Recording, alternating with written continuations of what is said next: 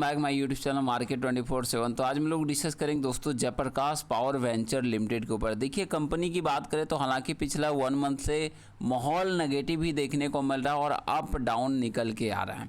And आगे क्या update निकल के आ रहा है, क्या कंपनी 100+ के लेवल को टच कर पाएगी, क्या नेगेटिव थिंग देखने को मिलता है, क्या पॉजिटिव थिंग देखने को मिल रहा है, सारा कुछ डिटेल में डिस्कस करने वाले हैं।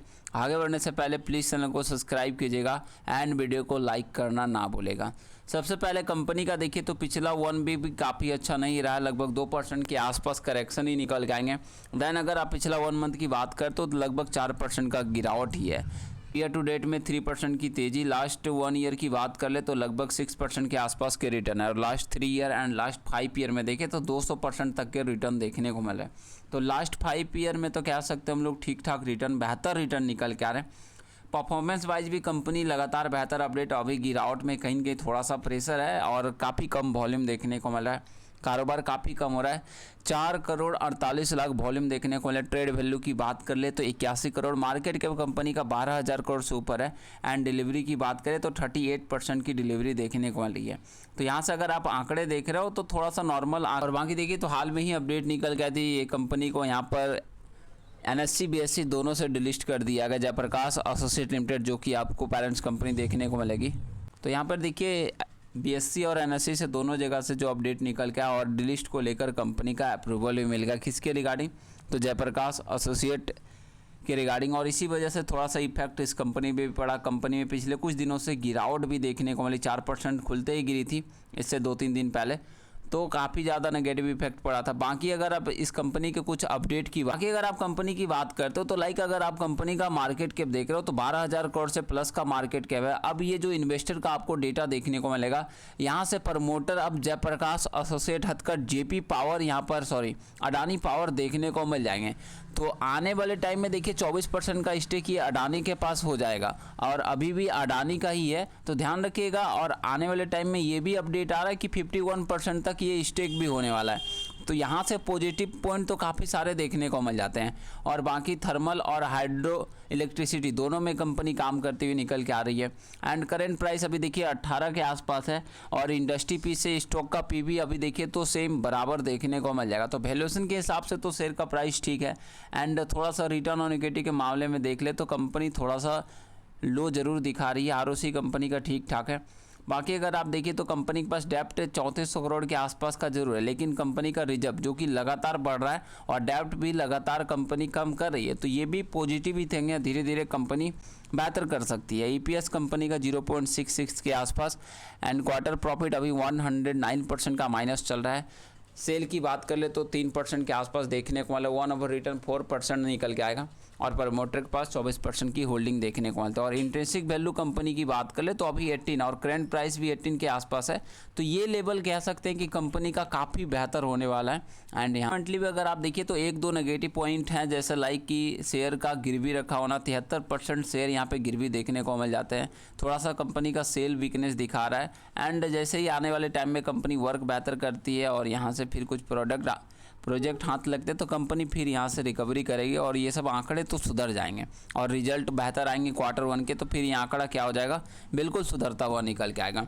बाकी अब ले चलते हैं आपको उस खबर के ऊपर। तो देखिए जयप्रकाश पावर वेंचर शेयर 100 तक जा सकता है, लेकिन दोस्तों देखिए शॉर्ट टर्म में काफ़ी मुश्किल है और लगभग असंभव ही कहेंगे। वर्तमान में ये शेयर अब 18 रुपये के बीच ट्रेड कर रहा है और इसे 100 के स्तर तक पहुंचने के लिए कम से कम 5 गुना अधिक होना पड़ेगा और लगभग यहाँ से पता चल रहा है कि 550 से ज़्यादा की बढ़त दर्ज करनी पड़ेगी। हालांकि पिछले 5 सालों में कंपनी ने 200-250% का रिटर्न बना के दिया है और अगर आप बात करोगे तो यह एक लंबी अवधि के लिए लक्ष्य हो सकता है। और शेयर के 100 पहुंचने तक की संभावना को समझने के लिए एक तो नेगेटिव पॉइंट में, कुछ पॉजिटिव पॉइंट है। देखिए अब यहाँ से बात करें तो अब अडानी इस कंपनी के प्रमोटर बन रहे हैं एंड तो ही ऐसा पॉसिबिलिटी हो सकती है, क्योंकि जिस तरह से अगर आप अडानी के कंपनी देखोगे, अडानी पावर हो, एनर्जी हो, दैन पोर्ट्स हो, मतलब अडानी की जो भी कंपनी देखिए तो काफ़ी ज़बरदस्त रिटर्न बना के दी है। तो एक माइंडसेट अलग होता है, एक बड़े बिजनेसमैन का माइंडसेट अलग होता है। जब इस कंपनी में आएंगे तो हो सकता है आगे चलकर अडानी पावर के साथ मर्जर ही हो जाए या कुछ आगे अपडेट आ जाए तब तो कोई दिक्कत ही नहीं। और अगर ये सिंगल कंपनी रहते तो फिर कंपनी आपको कमाल कर सकती है, बट देखिए इतनी जल्दी नहीं, क्योंकि अभी काफ़ी सारे नेगेटिव पॉइंट भी देखने को मिलते हैं। अडानी ग्रुप का इस कंपनी का सपोर्ट देखने को मिलता है, 24% की हिस्सेदारी है और आगे चलकर 51% हो जाएगी, और 51% होती है तो फिर तो कंपनी भाई कमाल कर जाएगी। आपने देखा होगा कंपनी 20% तक अपर सर्किट लगा के भी देती है, हालांकि गिरावट भी होता है, ऐसी बात नहीं कि नहीं होता है। तो जैसे ही अडानी में कुछ बेहतरीन खबर निकल के आते हैं तो 20% तक की तेज़ी आ जाती है। तो यही तेज़ी अगर पिछले 1 महीना भी चलती है ना तो फिर कंपनी कमाल कर जाएगी, पैसे को डबल कर सकती है, देन आगे तो और आगे बढ़ेगी।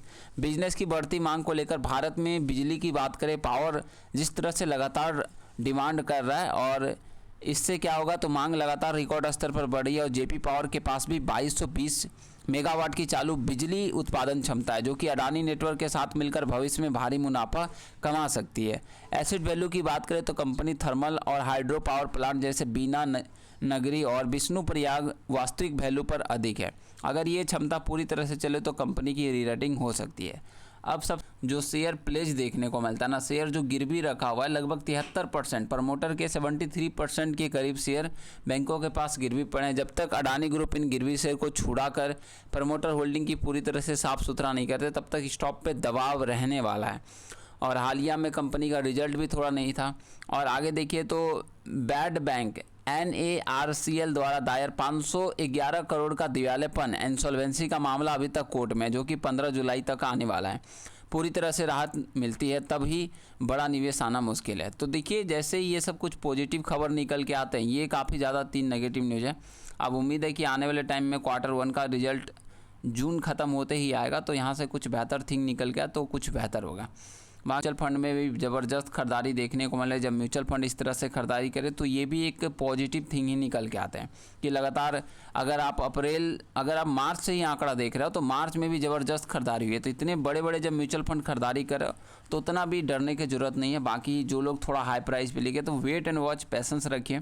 एंड कंपनी में अप्रैल का भी आंकड़ा देख सकते हो, मतलब लाखों शेयर यहाँ पे खरीदे जा रहे हैं, या वो HDFC के हो, SBI के द्वारा हो। मई के भी आंकड़े देखिए तो मई में कुछ फंड के द्वारा बिकवाली ज़रूर हुई है, लेकिन ज़्यादातर फंड इसमें खरीदारी करे, या वो ICICI हो, मोतीलाल ओसवाल हो, HDFC हो, तो ज़बरदस्त खरीदारी हो रही है, जो कि पॉजिटिव थिंग है। अपडेट आता आप तक ज़रूर पहुँचेगा। आपका क्या राय है प्लीज़ कमेंट में ज़रूर बताइएगा। मिलते हैं नेक्स्ट वीडियो में। Thanks for watching. जय हिंद, जय Bharat. Please share, subscribe and like.